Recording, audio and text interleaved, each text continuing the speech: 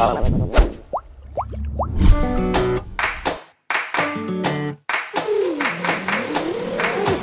les amis! Salut Charline! Alors j'ai une grande nouvelle. Génial. On a un nouveau chroniqueur aujourd'hui. Écoutez, je dois l'avouer, ce type m'excite.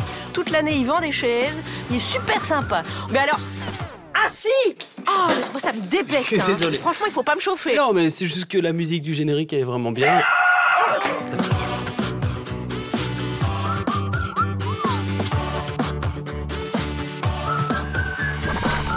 Bonjour la France Inter, bonjour à tous.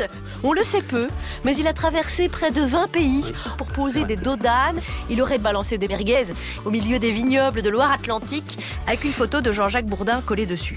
Pourquoi pas? Il boit une gorgée d'eau, il s'humecte la bouche. Il est avec nous jusqu'à 18h. Attendez, zut, j'ai oublié son nom. Merde. Si tu Axel. écoutes, Merde, j'ai oublié son nom. j'annule tout. Axel, moi c'est Axel. Je le savais.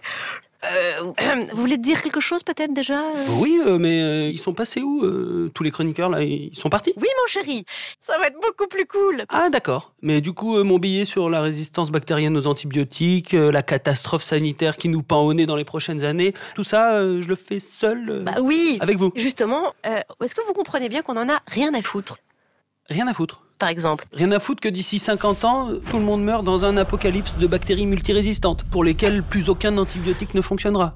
Que la médecine retourne à l'ère du Moyen-Âge. Cela dit, c'est malin Ça, de préparer les gens au pire. Ça résonne très fort. Ah ben, j'espère bien que ça va résonner parce que là, comme je vous le disais, on parle d'une grosse urgence sanitaire quand même. Oui, ce qui pose un problème de genre pipi et double caca. Hein.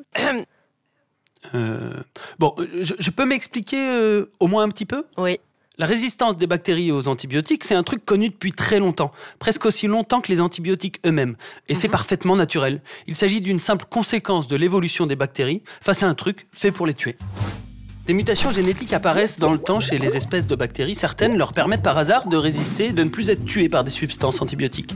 Ces mutations sont transmises à la descendance, et même pire, elles peuvent être transmises à leurs copines d'autres espèces par simple transfert horizontal de gènes. C'est beau. On dirait du Martin Bouygues. Et non, c'est du Alexander Fleming. C'est lui qui a découvert la lysosine, la première substance antibiotique en 1922, puis la pénicilline en 1925. Très bien. Il avait fait les choses bien, Alexander, puisqu'il nous avait aussi mis en garde contre le phénomène de résistance dès 1945. On est un peu passé à côté, apparemment. Oh non, mais je suis tellement déçue. Hein. Le problème dans tout ça, c'est que c'est l'homme qui contribue considérablement à l'apparition et au maintien de ces résistances, en utilisant trop ou trop mal les antibiotiques. Et depuis quelques années, on se retrouve avec des bactéries multirésistantes, c'est-à-dire que presque aucun antibiotique ne les tue. Et là, c'est vraiment la maxi-merde. C'est dingue. Alors, je me dois quand même d'ajouter un bémol à ce tableau idyllique. On ne va pas s'arrêter de vivre parce que des imbéciles continuent à foutre les jetons à tout le monde. Imbécile, on parle de l'ONU et de l'OMS. Le secrétaire général des Nations Unies, Ban Ki-moon, a déclaré que plus de 200 000 enfants meurent chaque année d'infections multirésistantes. Selon l'OMS, en 2050, 10 millions de personnes par an mourront de la même façon. C'est pas mal quand même. C'est sûr que si on s'était contenté d'organiser l'Eurovision, on n'en serait pas à ce niveau de stress. Mais attendez, c'est pas fini. Imaginez un peu la suite. Presque toute la médecine moderne repose sur l'efficacité des antibiotiques. Si on peut vous ouvrir le corps pour vous retirer l'appendicite ou vous mettre une prothèse de hanche et vous renvoyer chez vous dans la journée, c'est parce qu'on possède les antibiotiques. Sans antibiotiques, pas de chirurgie. La moindre infection, la moindre blessure pourrait redevenir mortelle comme il y a 200 ans. Mais comment est-ce qu'on gère ce genre de choses, par exemple? En fait, la principale source du problème, c'est la surconsommation d'antibiotiques et surtout les antibiotiques utilisés préventivement, en médecine humaine ou vétérinaire. L'élevage intensif consomme chaque année la moitié des antibiotiques produits dans le monde. Il faut donc revoir la manière qu'on a de donner des antibiotiques aux hommes et aux animaux. Donc si je comprends bien, c'est vraiment quelque chose qui doit rester exceptionnel. Là, on est vraiment dans une fuite en avant, non? Parfaitement. Mais on peut tous faire quelque chose. Il y a énormément de produits de grande consommation qui contiennent des antibactériens. C'est vrai aussi. Les déos, les maquillages, les savons, les produits ménagers, les dentifrices. Il faut juste arrêter de les acheter. Les États-Unis ont bien compris, ils sont en train d'interdire les savons antibactériens. Vous commencez à comprendre l'ampleur du souci là ? Ouais, bien sûr. En fait, on fait de la merde depuis un moment et on commence à le regretter. Bah oui, je vous l'avais dit que ça finirait par se voir à un moment, Mais faudrait voir à pas déconner non plus, Ça va, Charlie ?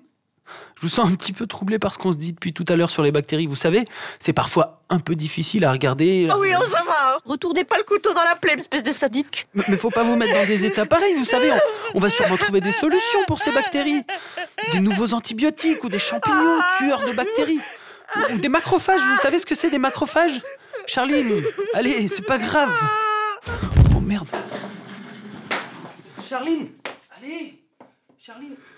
Il faut rendre l'antenne là. Charline.